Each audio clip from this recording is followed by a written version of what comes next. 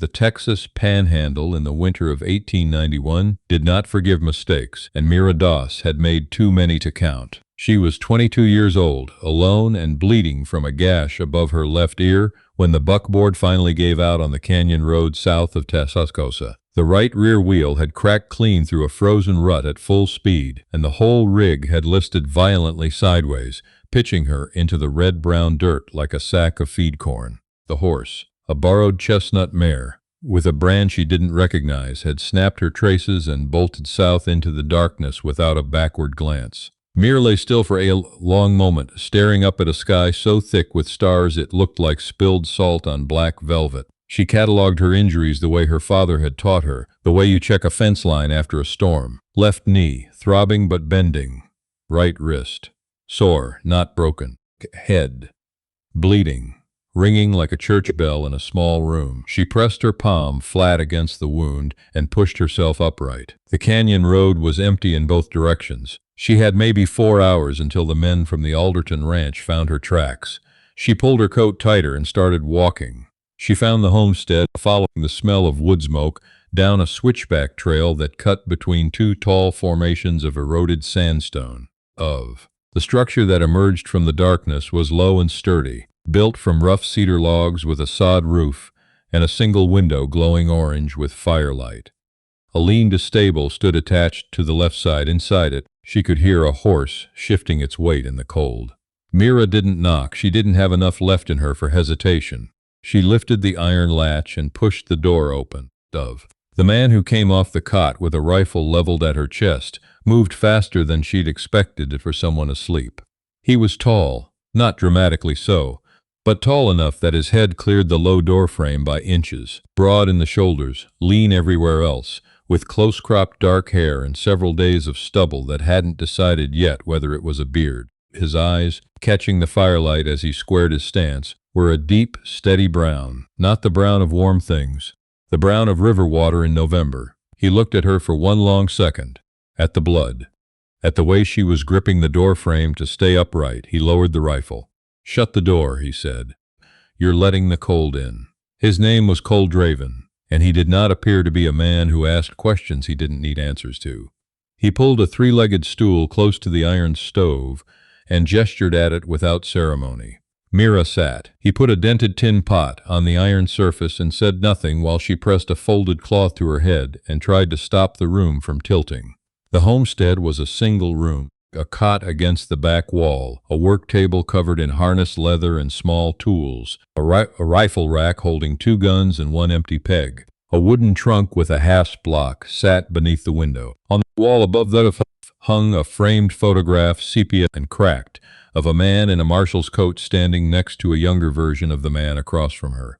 Mira looked at the photograph longer than she should have. Cole set a cup of coffee in front of her without asking if she wanted it, and sat down on the edge of the work table with his arms crossed.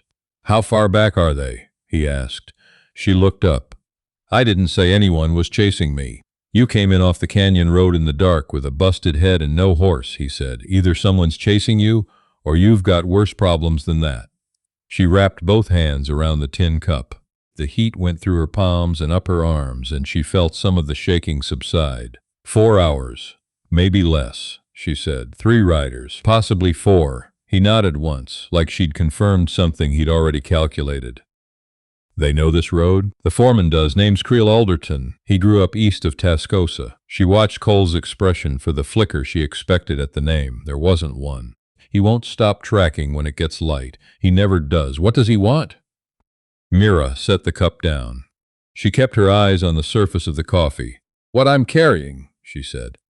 Cole looked at her steadily. She was wearing a heavy canvas work coat that had belonged to a man 3 sizes larger than her. She'd stolen it off a hook in the Alderton bunkhouse on her way out, along with a saddlebag she'd strapped across her body beneath it.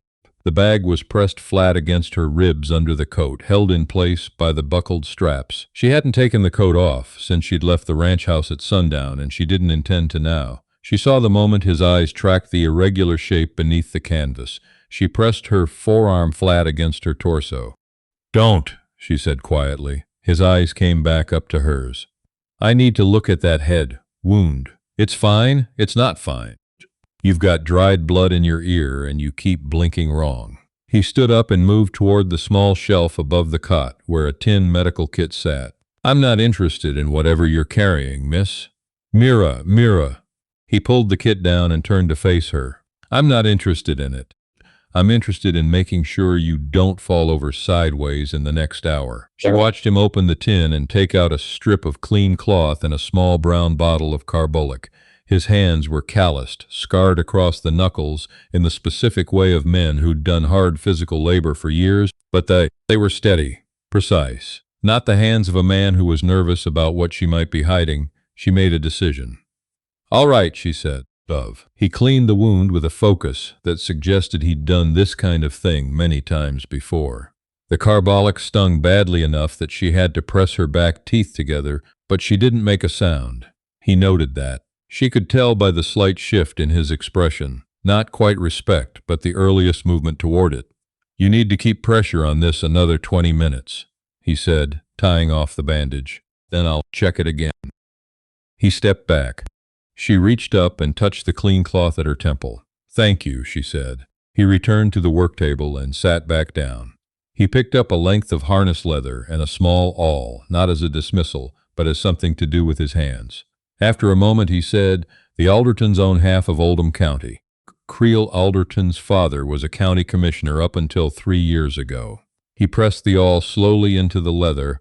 What did you take from them? Mira looked at him for a long moment. Then she reached into the coat and unbuckled the saddlebag from across her ribs. She set it on the table between them and unfolded the flap. Inside, packed flat against a piece of oilcloth, were 4 things: a stack of folded papers tied with cotton string, a leather billfold, a small glass bottle of ink stoppered, and lying across the top of everything, dull and tarnished from years in a strong box drawer, a deputy's star. A 6-pointed badge of nickel silver with the words Oldham County stamped in uneven letters around its center. Cole Draven set down the awl very slowly. He reached out and picked up the badge. He held it in his palm and looked at it for a long time without speaking. When he finally looked up at her, something behind his eyes had fundamentally rearranged itself. Where did you get this? He said. It wasn't a question. From Creel Alderton's strongbox, Mira said, under the floorboards in his office. This badge belonged to my brother, Cole said. His voice had dropped into a register that was very quiet and very controlled, in the way of a man who is managing something large and dangerous inside himself. My brother, Holt Draven. He was deputy for Oldham County. He was found shot dead in a ravine outside of Tascosa 14 months ago. The official story was that he surprised a cattle thief and was killed in the altercation. He set the badge down on the table with extraordinary care. They never found the thief. They never found the cattle. They buried Holt and closed the record. Mira felt the blood go to her feet. She had known, in the abstract way you know a fire is hot before you touch it, that what was in that strongbox was serious. She had known it was evidence of something. She had not known whose brother it belonged to. She had not known she was going to walk out of a canyon blizzard and into the home of the man who had spent 14 months wondering who killed his family. She made herself hold his gaze. The papers, she said. Look at the papers. Cole's jaw was set. He reached out and unwound the cotton string from the folded stack. He spread the papers flat on the work table one by one, smoothing each with his palm. The top sheet was a land deed. Above. The second was a letter, handwritten, dated 16 months prior, from Creel Alderton's father, the former county commissioner, to a cattle brokerage in Kansas City, detailing the terms of a fraudulent transfer of grazing rights across 400 sections of public land. The third paper was an accounting ledger page, neatly ruled, showing payments made to the Oldham County Sheriff's Office over a period of 2 years. Above. The fourth was a sworn statement, written in a shaking hand and signed at the bottom by a man named Pruitt, a name she recognized from the ranch's bunkhouse roster, stating that on a specific night 14 months ago he had witnessed Creel Alderton and 2 other men ride out together and return without Deputy Holt Draven, who had been escorting a witness to the county seat. The witness, the statement said, had been paid to disappear. The deputy had not been offered the same arrangement. Cole read it twice. Then he set the paper down and did not touch anything else for a long time. Outside, the wind had picked up, moving through the sandstone formations with a low, hollow sound that pressed against the walls of the homestead. Mira said, "I worked in the Alderton house as a cook's assistant for 8 months. I was invisible to them. Invisible enough that Creel left his office unlocked when he didn't think anyone was about." She pressed her palm against the table. "I found the strongbox 6 weeks ago. I've been waiting for an opening." "Why tonight?" She was quiet for a moment. "Because Pruitt told me last week he was leaving the county. He's the only living witness. I couldn't let those papers sit in that box a day longer than I had to." Cole looked at her. "You could have gone to the county sheriff," he said. She let the silence answer that her, and he heard it. "Right," he said. He reached out and picked up the badge again. He turned it over in his fingers. On the back, scratched into the soft nickel with something sharp. A pocket knife, she thought, or maybe a nail, were 2 small letters. H.D. Holt Draven. He'd marked his own badge. Cole folded his hand around it. He stood up and crossed to the window. He stood there, looking out at the darkness for a long enough time that Mira began to feel the cold moving through the walls. Then he said, without turning around, "Creel Alderton has never once been on the losing end of anything in this county." "I know," Mira said. 4 men, you said. Maybe more at the ranch. Creel keeps 7 men on. 3 of them are just hands. The other 4 go wherever he goes. Cole was quiet. "There's a rock formation 2 miles north of here called the Narrows," he said. "Road cuts between 2 walls of sandstone about 40 feet high. Single-file passage only. If they're coming from the canyon road, they have to come through it." He turned from the window. "I need you to stay low and stay inside. Can you fire a rifle?" "My father was a buffalo hunter," Mira said. "I could fire before I could read." Something shifted in his face. Not quite a smile, but its possibility. He moved to the rifle rack and took down the second gun, a Winchester repeater with a worn brass receiver, and checked the magazine. He laid it on the table in front of her.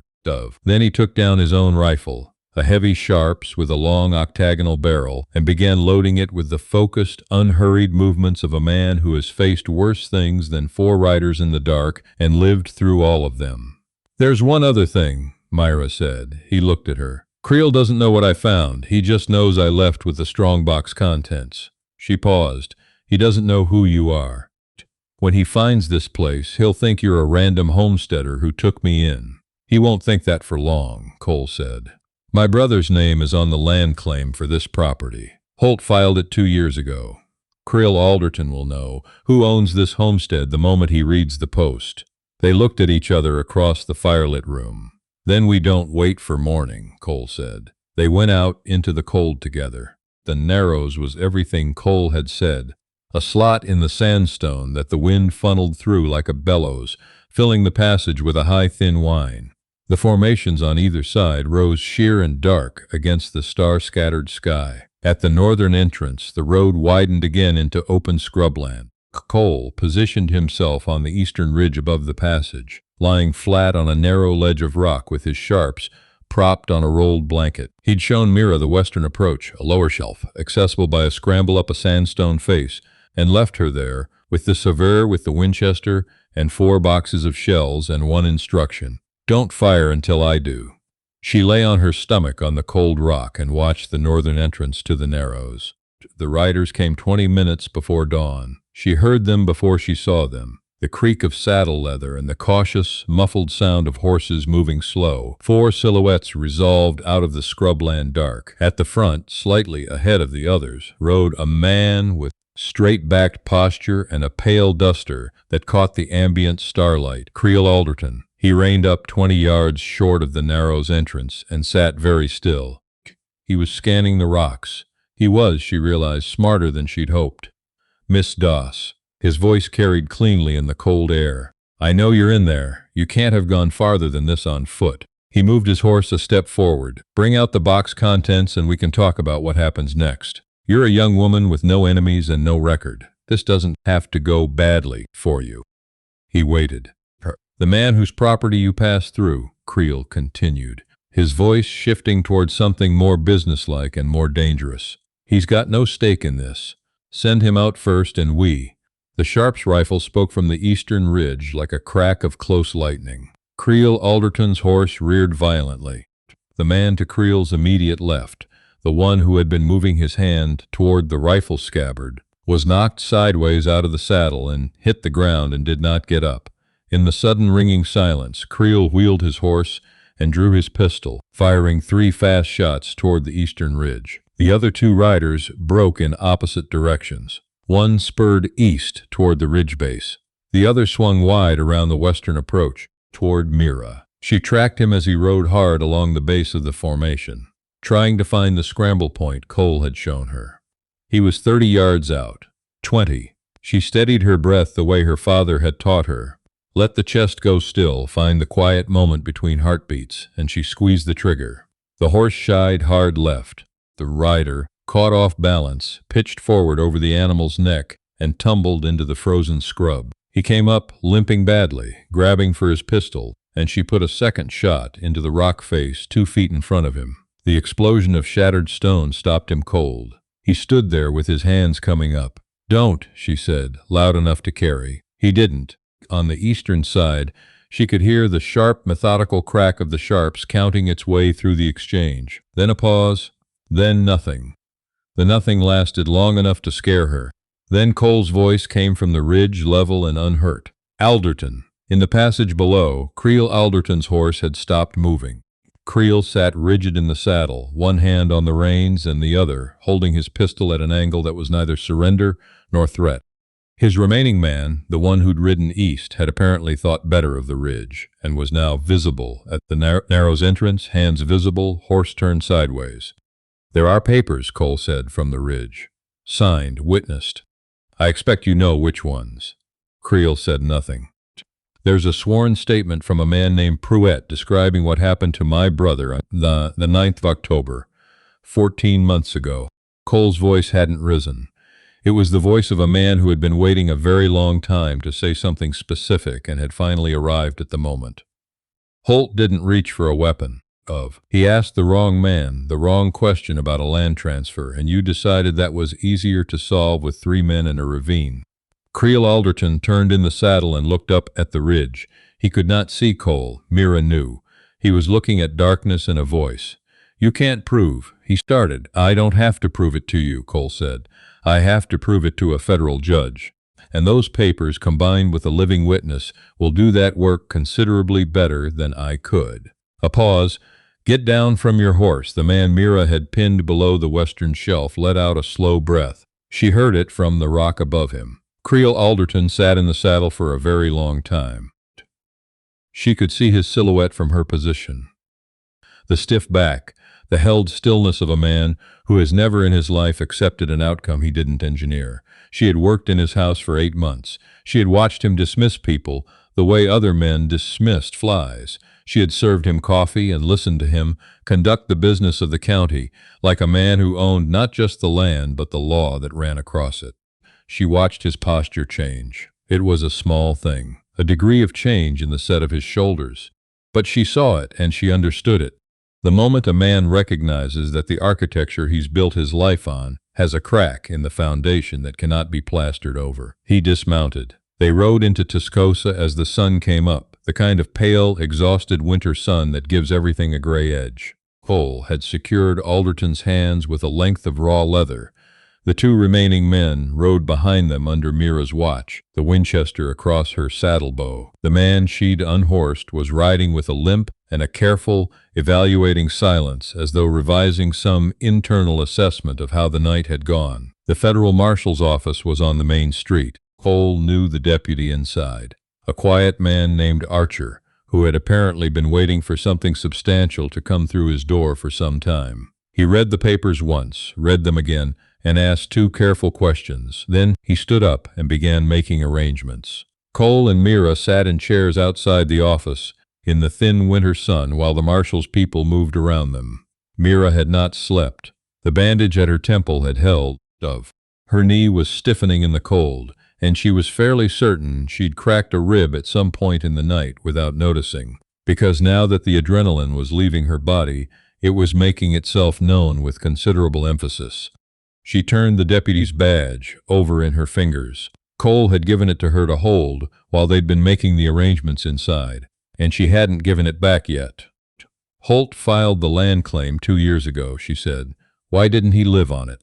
Cole was quiet for a moment. He was going to. He was going to get out of the county work, run a small cattle operation, maybe find a woman who'd tolerate his hours. The corner of his mouth moved. He used to say he was one good season away from being a civilian. He said it for about 4 years running.